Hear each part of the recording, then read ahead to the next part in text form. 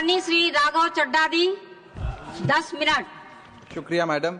Tax to live, tax to die and tax everything in between. इस जीवन में दो ही चीजें निश्चित हैं। There are only two things that are certain, death यानी कि मृत्यु, और दूसरा है टैक्स। इस जहां से उस जहां तक जहां भी जाओगे, हर मोड़ पर हर जगह मुझे ही पाओगे, यानी कि टैक्स। मैडम, सपना था विश्व गुरु बनने का, बन गए हम टैक्स गुरु। और इतना टैक्स जो भारत की आबादी सरकार के खजाने में डालती है, उसके बदले सरकार जनता को देती क्या है, यह बहुत बड़ा सवाल है। कौन सी ऐसी हाई क्वालिटी सर्विस है जो फ्री ऑफ कॉस्ट जनता को दी जाती है? क्या हमें quality health care free of cost मिलता है? नहीं मिलता। क्या हमें वर्ल्ड क्लास एजुकेशन मिलती है? नहीं मिलती। क्या हमें फ्री वर्ल्ड क्लास ट्रांसपोर्टेशन मिलता है? नहीं मिलता। क्या हाई क्वालिटी रोड्स मिलती हैं? अगर अच्छी हैं तो टोल टैक्स भरना पड़ता है। क्या 24 घंटे 7 दिन बिजली आती है? नहीं आती। तो इतना सारा जो टैक्स सरकार इकट्ठा करती है, उसका करती क्या है? इसीलिए मैं कहना चाहता हूं दैट वी इन इंडिया पे taxes like in developed countries to get services like in sub-Saharan countries. Madam, from the moment a child is born to the very moment his family mourns his death, the government is there at every step, not to help you but to tax you. और आइए एक रोमांचक यात्रा पे चलते हैं। माननीय वित्त मंत्री जी हर बार मेरे सवालों का जवाब देते हुए मुझ पर तंज कसती हैं और कहती हैं कि शायद ये चार्टर्ड अकाउंटेंट नहीं है, इनकी डिग्री असली नहीं है, तमाम तरीके की बातें मेरे बारे में कहती हैं, निजी हमले करती हैं। मैं उनका बहुत सम्मान करता हूं, मेरे मन में उनके प्रति बहुत आदर है। ओहदे में, हैसियत में, उम्र में, अनुभव में बहुत बड़ी है मुझसे। लेकिन आज मैं इस सीए की डिग्री को किनारे करके सरल भाषा में आम आदमी की तरह इस देश के आम आदमी का दर्द आपके सामने रखना चाहता हूं कि कैसे हमारे जन्म होने से लेकर हमारे मरने तक टैक्स पे टैक्स सरकार हमसे वसूलती है। मैं आपके सामने जीवन के 8 चरण, 8 स्टेजेस ऑफ लाइफ रखना चाहता हूं। फर्स्ट स्टेज ऑफ लाइफ, जब इंसान पैदा होता है, that is the birth stage. बच्चे के पैदा होने से पहले, उसकी आंखें खुलने से पहले जो उसको वैक्सीन लगती है, उस पर 5% जीएसटी लगता है। जिस अस्पताल में बच्चा पैदा होता है, उस हॉस्पिटल के कमरे के चार्जेस पर अगर 5,000 रुपए से ज्यादा का कमरा हो तो 5% जीएसटी लगता है। बेबी केयर के आइटम्स पे 5% जीएसटी लगता है। और अगर उसके माता पिता बच्चे के पैदा होने पर मिठाई बांटे तो मिठाई पर 5% और चॉकलेट पर 18%, 28% जीएसटी लगता है। दूसरा चरण जीवन का इन्फेंसी और चाइल्डहुड यानी कि बचपन।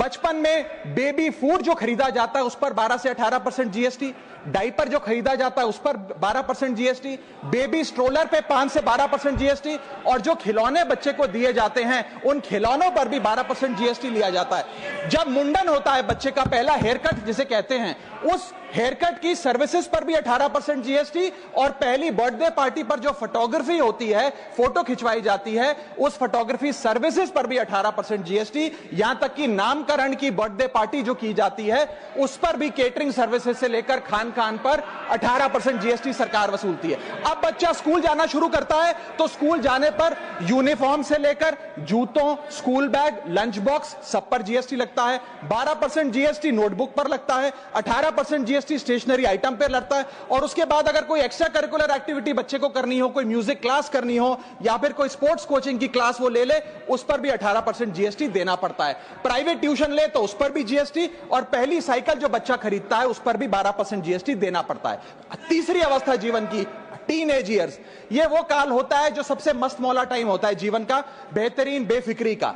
इसमें बच्चा, यंग जवान लड़का लड़की अपना पहला स्मार्टफोन खरीदते हैं, उस स्मार्टफोन पर जीएसटी लगता है। अगर महंगा हो, विदेशी हो तो इंपोर्ट ड्यूटी भी लगती है। फिर वो अपना फोन रिचार्ज कराता है, उस पर जीएसटी लगते हैं। ब्रॉडबैंड इंटरनेट का कनेक्शन लेता है, उस पर जीएसटी लगता है। नेटफ्लिक्स, स्पॉटिफाई या वीडियो गेम की सब्सक्रिप्शन लेता है, उस पर भी जीएसटी देना पड़ता है। और अगर अपने दोस्तों के साथ पिक्चर देखने बाहर जाए तो पिक्चर की टिकट पर जीएसटी, एंटरटेनमेंट टैक्स और पॉपकॉर्न पर भी जीएसटी अब लगने लग गया है। तो तमाम तरीके के सॉल्टेड कैरेमल पॉपकॉर्न पर भी सरकार आपसे जीएसटी वसूलती है। इस बीच जब आप 18 साल के होते हैं और पहली बाइक या पहला स्कूटर खरीदते हैं, उस बाइक और स्कूटर पर आपसे जीएसटी लिया जाता है, व्हीकल इंश्योरेंस पर जीएसटी लिया जाता है, और उसके बाद रजिस्ट्रेशन टैक्स और रोड टैक्स के नाम पर भी पैसा लिया जाता है। जीवन की चौथी अवस्था, fourth stage of life, higher education की। इस हायर एजुकेशन की अवस्था में आप यदि प्राइवेट कॉलेज में पढ़ रहे हैं तो प्राइवेट कॉलेज की ट्यूशन फी पर जीएसटी लगता है। हॉस्टल में रह रहे हैं या पीजी का रेंट भर रहे हैं तो उस पर जीएसटी लगता है। स्टूडेंट लोन की प्रोसेसिंग फी पर जीएसटी लगता है, किताबों से लेकर लैपटॉप तक जीएसटी लगता है। और अगर माता पिता संपन्न हैं और बच्चे को विदेश भेजते हैं पढ़ने के लिए तो फॉरेन रेमिटेंस पर टैक्स कलेक्टेड एट सोर्स सरकार लागू करती है। अब आते हैं पांचवी अवस्था पे, जब वो अपना करियर शुरू करता है। ये वो एज है जिसे मैं golden age of direct taxes कहूंगा। अब ये डायरेक्ट टैक्स के जंजाल में आदमी फंस जाता है इस उम्र में, जब उसकी पहली नौकरी लगती है। तो नौकरी में आमदनी अनुसार उसके स्लैब रेट के हिसाब से उस पर टीडीएस पहले काटा जाता है, मानो जेब काटी जा रही हो, और फिर इनकम टैक्स वसूला जाता है। जब पहली बार उसको पगार मिलती है, वेतन मिलता है, वो माता पिता या दोस्तों को बाहर खाने पे ले जाता है, पिक्चर दिखाने ले जाता है, उस खाने के बिल पर भी सरकार जीएसटी वसूलती है। और जैसे जैसे उसकी सैलरी बढ़ती है वैसे वैसे स्लैब अनुसार उससे इनकम टैक्स वसूला जाता है। इसके बाद आज वर्क फ्रॉम होम का कल्चर चल रहा है, तो वर्क फ्रॉम होम में इंटरनेट बिल्स हो, ब्रीफकेस हो, लैपटॉप हो, इन सारी चीजों की खरीद पर सरकार जीएसटी लेती है। और अगर आप ये पैसा निवेश करें, इस निवेश करने पर आप कोई भी फाइनेंशियल इंस्ट्रूमेंट खरीदे तो सिक्योरिटी ट्रांजैक्शन टैक्स के नाम पर, मैडम मेरा समय जा रहा है, कोई फाइनेंशियल इंस्ट्रूमेंट खरीदे तो फाइनेंशियल इंस्ट्रूमेंट की खरीद पर सिक्योरिटी ट्रांजैक्शन टैक्स, उसकी ब्रोकरेज पर जीएसटी और फाइनेंशियल एडवाइजरी पर जीएसटी। और जब आप ये फाइनेंशियल इंस्ट्रूमेंट बेचते हैं तो उसके मुनाफे पर सरकार आपसे कैपिटल गेन टैक्स वसूलती है। यहां तक कि हेल्थ इंश्योरेंस और लाइफ इंश्योरेंस प्रीमियम्स पर भी सरकार आपसे जीएसटी लेती है। इसी सरकार के मंत्री माननीय गडकरी जी भी सरकार से यही गुजारिश कर रहे हैं कि इंश्योरेंस प्रीमियम पे कम से कम जीएसटी हटा दिया जाए। इसके बाद इंसान अपने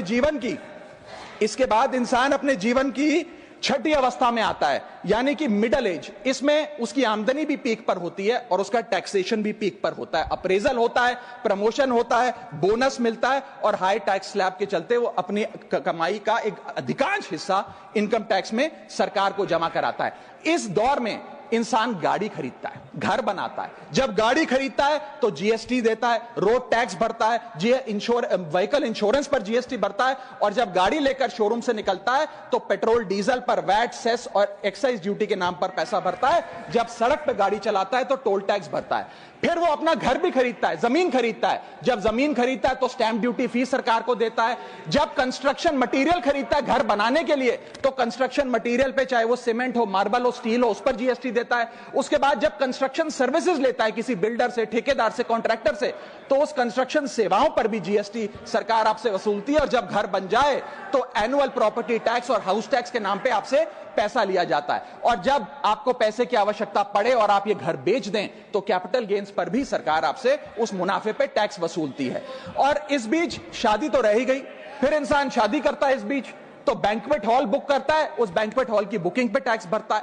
शामियाना, खाना, केटरिंग सर्विसेज लेता है, उस पर जीएसटी भरता है। ज्वेलरी खरीदता है, उस पर जीएसटी भरता है।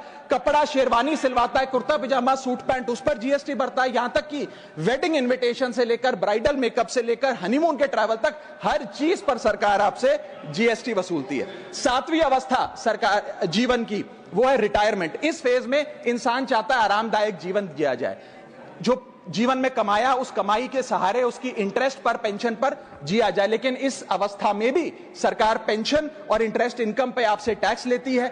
बूढ़ा हो जाता है, दवाई इलाज की जरूरत पड़ती है तो हेल्थ केयर बिल पर, दवाइयों पर आपसे जीएसटी लिया जाता है। लाइफ इंश्योरेंस और हेल्थ इंश्योरेंस प्रीमियम पर तो जीएसटी लेती है। और इस दौर में वो अपनी वसीयत लिखता है, फैमिली विल। उस फैमिली विल पर जो लीगल फीस देता है उस लीगल फीस पर भी उसे जीएसटी देना पड़ता है और स्टैंप ड्यूटी देनी पड़ती है। और आठवीं जीवन की अवस्था यानी कि जीवन की समाप्ति, जब उसका स्वर्गवास हो जाता है, उसके जीवन का अंत हो जाता है, यहां भी सरकारें उसका साथ नहीं छोड़ती। यहां पर भी सरकारें उस पर टैक्स लगाती हैं। जब कोई इंसान मरता है तो उसके अंतिम संस्कार में देसी घी, चंदन वुड, नारियल, इत्तर जैसा सामान इस्तेमाल होता है, उस पर भी जीएसटी लगता है। और जब उसके मरने के उपरांत अखबार में ऑबिचुरी की इश्तेहार छपाया जाता है, उस पब्लिकेशन ऑफ ऑबिचुरी न्यूज़पेपर पर भी 5% सरकार जीएसटी लेती है। और मरने के बाद जब प्रॉपर्टी उसके बच्चों को या परिवार वालों को दी जाती है, उस म्यूटेशन पर भी सरकार आपसे ड्यूटी सेस लेती है।